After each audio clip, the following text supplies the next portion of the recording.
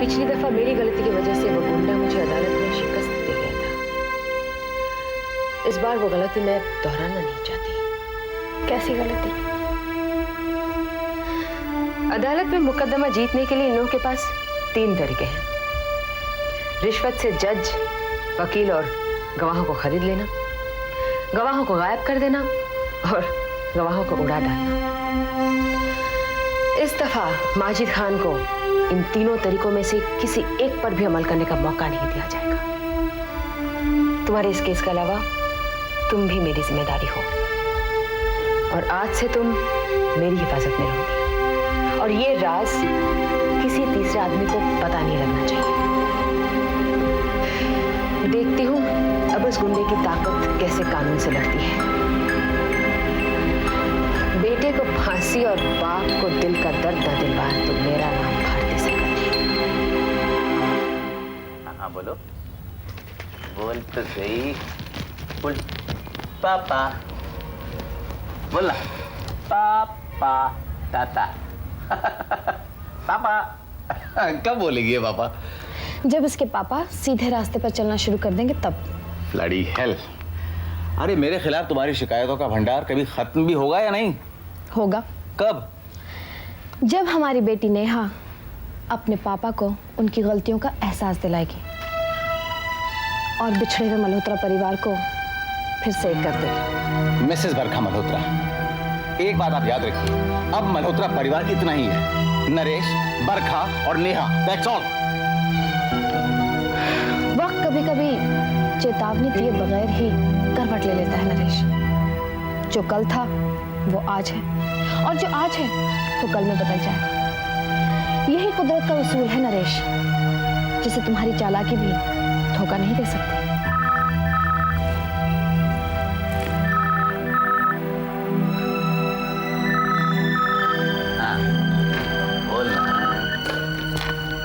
Hello, हाँ जी 1 minute. Naresh तुम्हारे लिए। कौन है? कोई खान बात करना चाहता है। हेलो, नरेश सेठ बोल रहा हूँ। मैं मंगल बोल रहा हूँ। खान साहब आपसे मिलना चाहते हैं फौरन। क्या बात है, सब ठीक तो है? मिलने पे मालूम होगा। ठीक है, मैं आ रहा हूँ।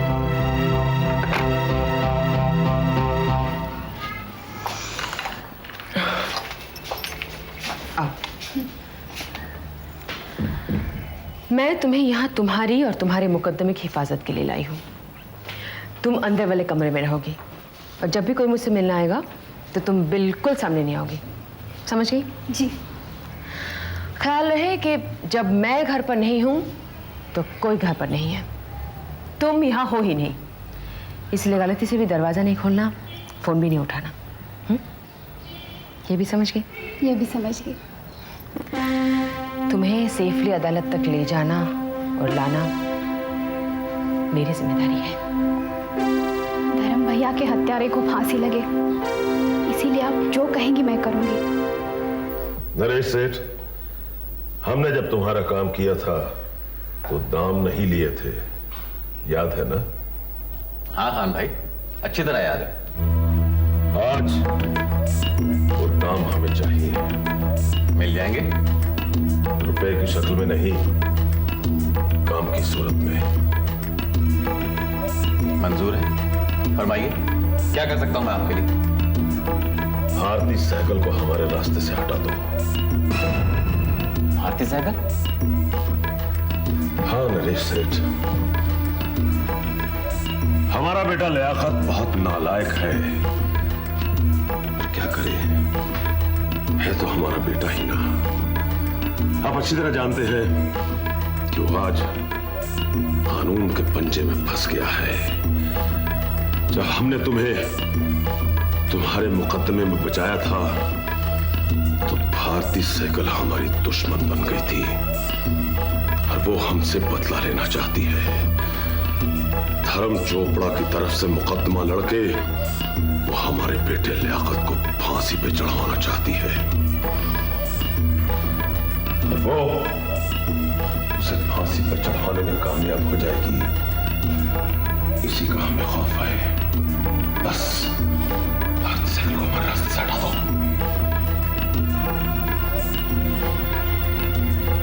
क्या सोचने लगे? हमने तुम्हारी जान बचाई थी, तुम हमारे बेटे लियाकत की जान बचाओ।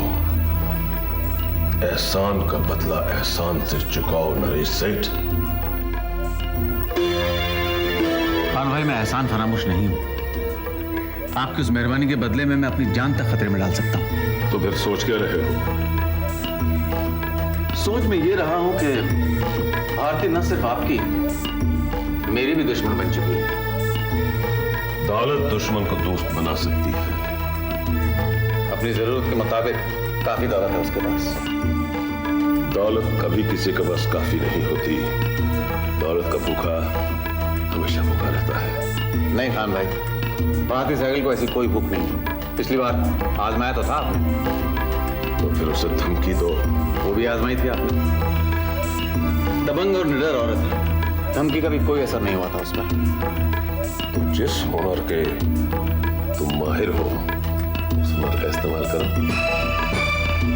मैं समझा नहीं खान भाई। तुम्हारी जबान। अरे लड़कियों को फंसाना तो तुम्हारे लिए बच्चों का खेल है। बड़े फनकार हो इस हुनर के। बस उसे अपनी मोहब्बत के जाल में फंसाओ, फिर जो कहोगे वो करेगी। खान भाई, ये हुनर मैं पहले भी 2 दफा आजमा चुका हूँ, और वो भी पूरी कामयाबी के साथ। हाँ, लेकिन तो तीसरी बार कामयाब क्यों नहीं हो गए? अरे नरेश सेठ, जादू तो जादू ही है जो तुम्हारी जबान में है। खान भाई, वो पहले मुझसे मोहब्बत करती थी, लेकिन अब नफरत करती है। नफरत ही मोहब्बत का दूसरा रूप है बरफुरदार। या तो औरत मोहब्बत करती रही, और अगर मोहब्बत करती है तो भूलती नहीं। अगर उसने कभी तुमसे मोहब्बत की है तो आज भी वो तुमसे मोहब्बत करती है। अरे ये नफरत तो उसकी मोहब्बत की शिकायत है। मान लीजिए कि ये जादू असर कर जाता है, तो समझ लो कि हम जंग जीत गए। अपनी मोहब्बत का वास्ता देके उससे कहो कि ये केस छोड़ दो। इसका नाम भारती सहगल है खान भाई। फौरन भांप जाएगी कि मैं आपकी मुश्किल आसान करने आया हूं, उसे धोखा दे रहा हूं। बेहतर यह होगा कि फरेब के इस जाल को अच्छी तरह बुना जाए। यानी मैं किसी भी तरह बहला फुसला कर भारती को इंडिया के बाहर ले जाऊं। London, New York, Paris. पहली पेशी में भारती नहीं होगी तो दूसरी तारीख पड़ेगी। तब तक खिला पिला कर लियाकत की जमानत करा लेना। दूसरी पेशी में उसकी नौबत नहीं आएगी। क्या मतलब? मैं लियाकत को मुल्क के बाहर भेज दूंगा। वहां उसकी प्लास्टिक सर्जरी करवाऊंगा, और 1-2 साल बाद जब वो वापस आएगा, मुकदमा खुद ब खुद दफन हो चुका होगा। ख्याल अच्छा है।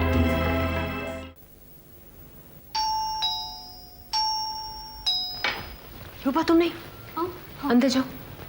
जब तक मैंने बुलाऊंगी। अरे इसको लेके जाओ। जी हाँ, मैं तो भूल ही गई थी।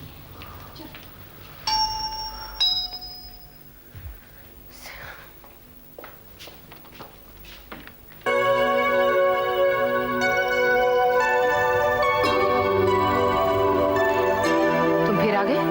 आओ नहीं, आदर नहीं, नैनन नहीं सुने। तुलसी वहां न जाइए, कंचन बरसे में। अक्ल ने बहुत समझाया मुझे कि वहां मत जा। उस घर के दरवाजे हमेशा के लिए तेरे मुंह पे बंद हो चुके हैं। लेकिन दिल ने कहा, मूर्ख, दरवाजे तो अक्ल के बंद होते हैं, दिल के नहीं। तुम फिर मुझे कोई फरेब देने आए हो? The whole perspective changes with the shifted position of the eye. Bharti, तुमने हमेशा मुझे गलत नजरिए से ही देखा है। फिर वही बातों का जाल। तुम्हारी अकल तुमसे कह रही है, इसे निकाल बाहर कर और कर दे दरवाजा इसके मुंह पे बंद। लेकिन दिल कह रहा है नहीं, ये नरेश है, ये अब भी मेरे अंदर बसता है। मैंने इसे चाहा है, प्यार किया है इससे, और अब भी। बस नरेश, बस। चला जाऊं?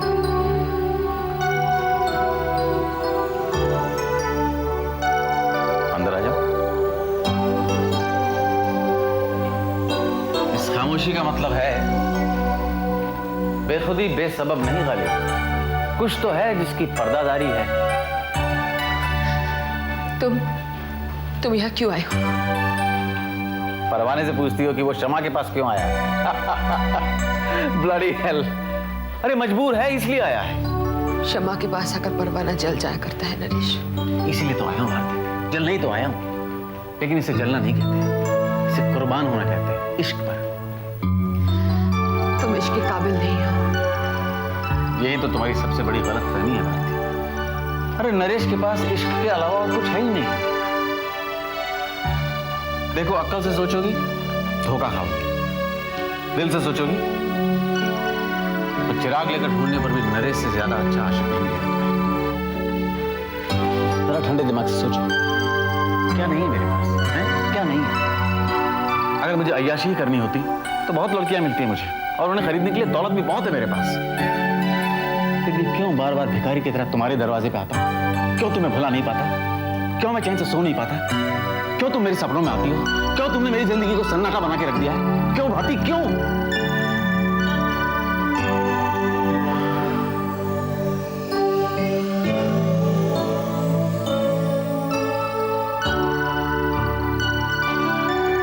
मैं बेकसूर हूं भाती। अगर मेरा कोई कसूर है तो सिर्फ इतना कि मैं तुमसे बेइंतहा मोहब्बत करता हूं, बस। नरेश, नरेश, मत उलझाओ मुझे इस जाल में। तुम मुझे अपने इश्क के जाल से मुक्त कर दो, मैं तुम्हें कर दूंगा। कर सकती हो? ये मेरे बस में नहीं है। तो वो मेरे भी बस में नहीं है। छोड़ो, आज डिनर साथ में लेंगे बाहर। आइडिया, डिनर प्लेन में लें? प्लेन में? हाँ, अरे शादी करके तो सभी जाते हैं हनीमून पे। हम लोग एज लवर्स जाएंगे प्लेन में और वहीं खाना खाएंगे, और उसके बाद हर ऐसी जगह जाएंगे जहाँ लवर्स ने अपने प्यार की निशानियां छोड़ी हैं, कुर्बानियां दी हैं, वगैरह वगैरह, you know, something like that. आज बहुत लंबी हाँक रहे हैं, क्या बात है? अरे इश्क का बीमार हूँ और कर ही क्या सकता हूँ। अरे ये आवाज कौन है अंदर? मेरी एक दूर के रिश्तेदार है, अपने बच्चे के साथ आई है बॉम्बे सैर करने। अरे तू बाहर बुला ना उन्हें, अभी घुमा लाता उन्हें पूरी बॉम्बे। तुम उन्हें घुमाओगे या मुझे डिनर पे ले चलोगे? Of course you even before God। अभी बहुत काम है मुझे, तुम जाओ जल्दी। Okay your majesty. सो शाम को मिलते हैं 8 बजे, same place same table, okay?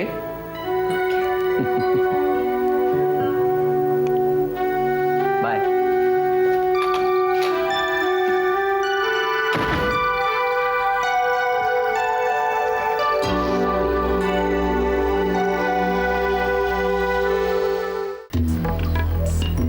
क्या मैं अंदर आ सकता हूं? माजिद खान पठान, आइए आइए, प्लीज बैठिए। वकील साहब, मैंने टेलीफोन पे आपको धर्म चोपड़ा के कत्ल और अपने बेटे लियाकत के बारे में तफसील से बता दिया था। धर्म चोपड़ा मेरा अजीज दोस्त था, भला मेरा बेटा लियाकत उसका कत्ल क्यों करेगा? लेकिन खान साहब, रूपा इस केस की चश्मदीद गवाह है। झूठ बोलती है। वजह? भारती सहगल। भारती सहगल? वो कैसे? भारती सहगल जिंदगी का पहला मुकदमा जब हारी थी, उसका जिम्मेदार मैं था। अरे वो औरत तो तब से तड़प रही है मुझसे बदला लेने के लिए। उसी ने रूपा को पट्टी पढ़ाई है, लियाकत के खिलाफ मुकदमा जीतने के लिए नहीं, बल्कि मुझसे बदला लेने के लिए। लेकिन वो झूठ को सच बोलने वाली वकील तो नहीं है। जब उसने नरेश मल्होत्रा का केस जीता था तो उसने सच को झूठ और झूठ को सच नहीं बनाया था। खैर, इस बैग में पूरे 2 लाख रुपए हैं। लाख रुपए तुम्हारा एडवांस और लाख रुपए अदालत की खातिर तवाज़ो करने के लिए। अगर तुमने मेरे बेटे लियाकत को बरी करवा लिया तो मैं तुम्हें पूरे 10 लाख रुपए दूंगा।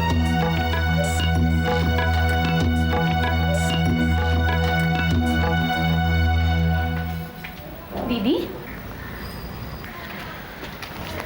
इस तरह दरवाजे से लगकर क्यों खड़ी हो? ऐसे ही पुरानी यादों में खो गई थी। पुरानी यादें? कौन आया था?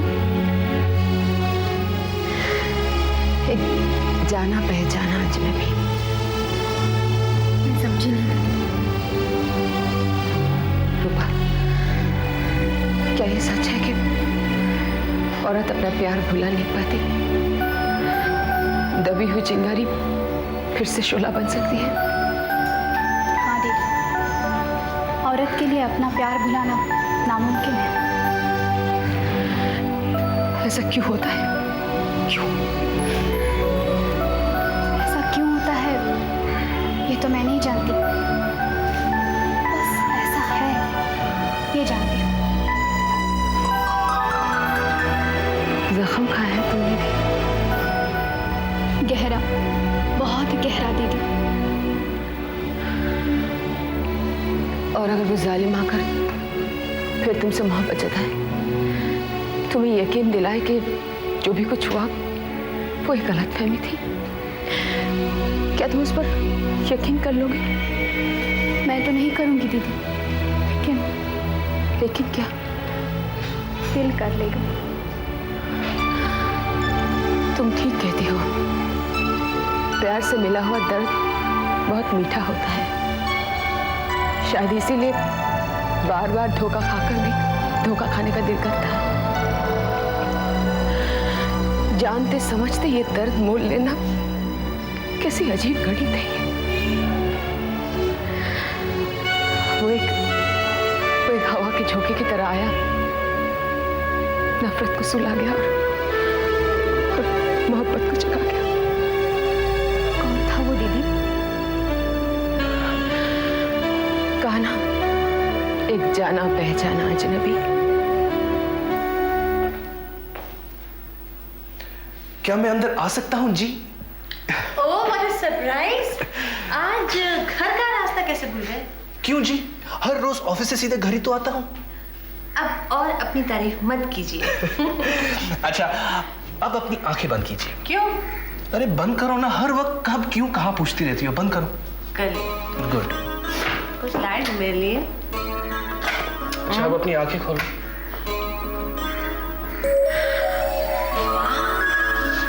So beautiful. ये मेरे लिए है? नहीं, मेरे लिए है जी। इडियट। और किसके लिए होगा? लवली। मैं ये। तुम्हारे गले में पड़ते ही प्राइसलेस हो गया है। Thank you so much. लेकिन ये बताओ कि इतने पैसे कहाँ से है तुम्हारे पास? ये तो राज की बात है। 1 लाख रुपया एडवांस और 10 लाख रुपए केस जीतने पर। 10 लाख? जी हाँ, छोटा मोटा वकील हूं तो क्या। Every dog has its day. ऐसे कैसे केस मिल गया? कोई मर्डर इन्वॉल्व है क्या? हाँ। किसी नेता का, मिनिस्टर का या इंडस्ट्रियलिस्ट का? जी नहीं, एक डॉन के बेटे का। डॉन के बेटे का? कहीं माजिद खान की बेटी लियाकत खान का तो नहीं जिसने धर्म चोपड़ा को मारा था? उसी का है, और उसने धर्म चोपड़ा को नहीं मारा। उसी ने मारा है। रूपा ने खुद अपनी आंखों से देखा है। रूपा झूठ बोल रही है। तुम झूठ बोल रहे हो। देवयानी, तुम मेरी दोस्त हो या दुश्मन? क्यों मेरी कामयाबी के रास्ते में रुकावट बनती हो? सुशील, मैं तुम्हारी शुभचिंतक हूँ। And for your kind information, ये माजिद खान वही है जिसकी वजह से हम अपना केस हार गए थे, जिसकी वजह से शैतान नरेश हमारे घर में आकर हमें जलील करके गया था, जिसकी वजह से घर के मालिक घर से बेघर हो गए, गरीब हो गए, भिखारी हो गए। और तुम ऐसे बदमाश का केस लड़ना चाहते हो? लानत है तुम पर। जबान संभाल कर देवयानी। जबान नहीं संभालूंगी। ये तुम हार वापस करो और सारे रुपए वापस करो। तुम ये केस नहीं लड़ोगे, और अगर लड़ना भी है तो उसके खिलाफ लड़ोगे और मुफ्त में लड़ोगे तो मुझे खुशी होगी। देवयानी ठहरो। वकालत में क्लाइंट होता है, सिर्फ क्लाइंट, दोस्त या दुश्मन नहीं होता। आदमियत में तो होता है, इंसानों में तो होता है, शरीफ और इज्जतदारों में तो होता है। ये मेरे करियर का सवाल है। करियर? अपनों की छाती पे खड़ी करोगे अपने करियर की इमारत? अपनों से गद्दारी करके अपनी तिजोरी भरोगे? अपनों की इज्जत नीलाम करके इज्जत कमाओगे?